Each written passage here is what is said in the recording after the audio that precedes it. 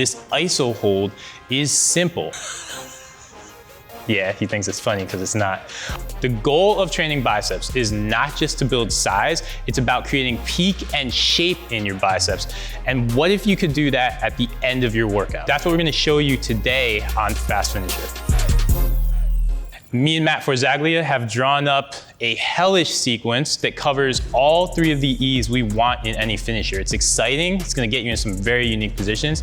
It's efficient, right? We're using one set of dumbbells, and it's also really effective once you get into it. Yeah, not only are we blasting our biceps, but we're also focusing on our posture and our core. So we're getting two birds with one stone right here in these three different exercises. Exactly, all you need is a pair of dumbbells. You'll want a pair of manageable dumbbells for this, go lighter than you'd think, and an incline bench.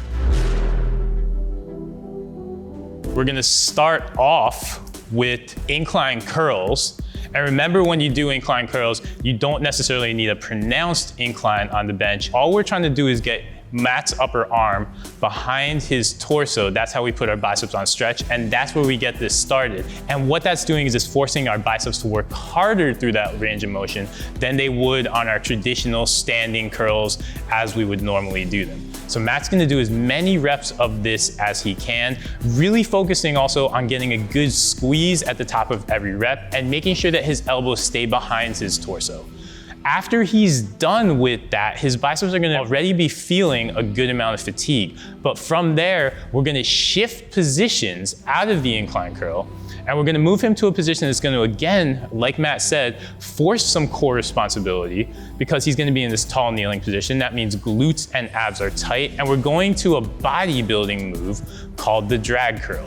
And what Matt's doing on this is actually somewhat similar to what he established on the incline bench. He's gonna think about getting his elbows behind his torso again. So once again, we're trying to put the biceps on stretch, but we've changed the hardest moment of the curl. It's a lot easier on Matt's biceps at the beginning of the rep. It's a lot harder once he gets to the top. So once he's in this position, what he's trying to do is get his forearm parallel to the ground. That's gonna create a really good squeeze on his biceps. You can go down again, Matt. And once he gets up to that point where he's getting that really good squeeze, that's the part where his biceps is working the hardest in the drag curl. The incline curl was harder earlier in the motion. Once Matt can no longer do drag curls, his biceps will already be spent, but we're gonna finish with one final piece that starts to incorporate his abs again, because it never hurts to hit abs. This iso hold is simple. All you have to do is hold, but all of that tension, yeah, he thinks it's funny because it's not. All of that tension is finishing off his biceps, finishing off his abs, and he's gotta put those weights on. So how did that feel? Just let it happen, let it happen. Wow, not only does that iso hold build that burn and sensation in the bicep from those two previous movements, but you start to really feel your core and understanding where your posture is, your shoulder blades. Are they back, are they forward, are we caving? As a good reminder of staying nice and upright, keeping the glutes locked out, and keeping that rib cage down.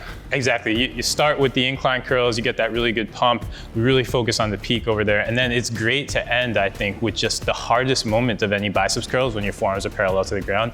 That's where we're finishing things off. It's just such a great pump all around. Best finisher to add the cherry on top is an isometric at the end. When you can't go through that range of motion anymore, find a range you can somewhat hold on to and just let it take you to the end.